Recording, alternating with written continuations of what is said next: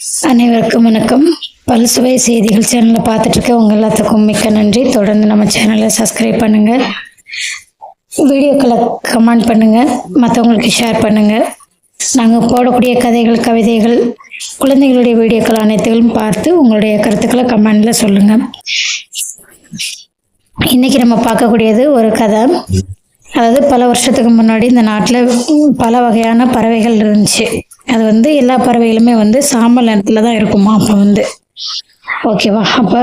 இப்போ எல்லா பறவைகளும் வெவ்வேறு கலர்ல இருக்கு இல்லையா. அப்போ சாம்பல் நிறத்துல தான் இருக்குமா. உடனே இந்த பறவைகளுடைய அரசன் ஒரு வசந்த காலமா பார்த்து எல்லா பறவைகளையும் அழைக்கிறாங்க. எல்லா பறவைகளும் ஒரே இடத்துல அரசன் முன்னாடி கூடுது. உடனே அரசன் சொல்றாங்க,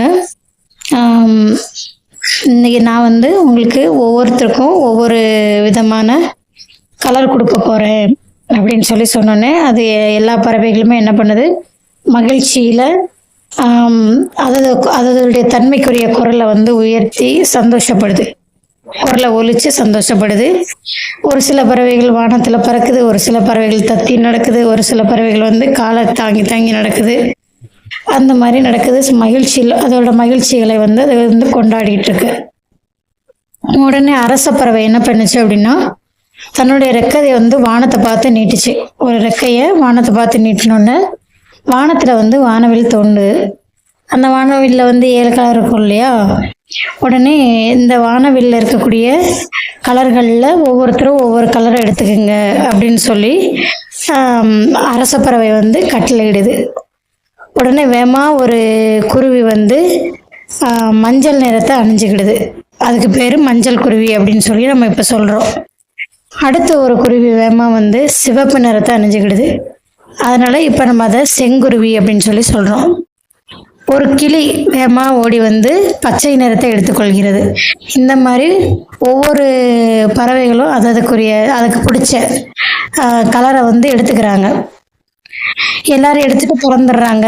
ஒரே ஒரு சின்ன குருவி மட்டும் கலரை இல்லாம அப்படியே அழுதுகிட்டே நிக்குது. உடனே அரச பறவை கேக்குறாங்க, ஏன்பா எல்லா குருவி மாதிரியும் நீயும் உனக்கு வேண்டிய ஒரு கலர் எடுத்துக்கலாம்ல, ஏன் எடுக்காம நின்ன அப்படின்னு சொல்லும்போது எல்லாரும் ஆர்வமா போய் அவங்கவுங்களுக்கு வேண்டிய கலர் எடுத்துக்கிட்டாங்க. எனக்கு எந்த கலருமே இல்லை, நான் கடைசி வரைக்கும் சாம்பல் நிறத்துல தான் இருக்கணுமா அப்படின்னு சொல்லிட்டு அந்த குருவி அழுவுது.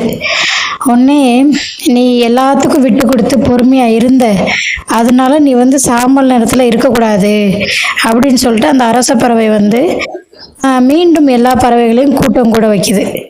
உடனே மறுபடியும் எல்லா பறவைகளும் வருது. வந்தோடனே அந்த அரச பறவை என்ன பண்ணுது, ஒவ்வொரு பறவைகிட்ட இருந்தும் கொஞ்சம் கொஞ்சம் கலரை, வேற வேற கலர்ல பறவைகள் இருக்கு இல்லையா, அந்த பறவைகள்கிட்ட ஒவ்வொரு பறவைகள்கிட்ட இருந்தும் கொஞ்சம் கொஞ்சம் கலரை எடுத்து இந்த பறவைகிட்ட கொடுத்துருது. கொடுத்தோடனே அந்த பறவை வேற வேற வண்ண வண்ண கலர்ல இருந்தோடனே அது ரொம்ப அழகா இருக்கு பார்க்கறதுக்கு. உடனே அரச பறவை என்ன பண்றாங்க, அந்த பறவைக்கு பஞ்சவர்ண கிளி அப்படின்னு சொல்லிட்டு பேர் வச்சிடுறாங்க.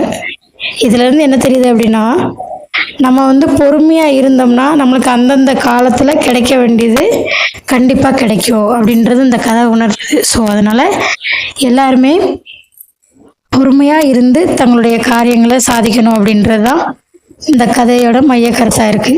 இந்த கதை பிடிச்சிருந்தா தொடர்ந்து ஷேர் பண்ணுங்க, லைக் பண்ணுங்க, சப்ஸ்கிரைப் பண்ணுங்க. தேங்க்யூ.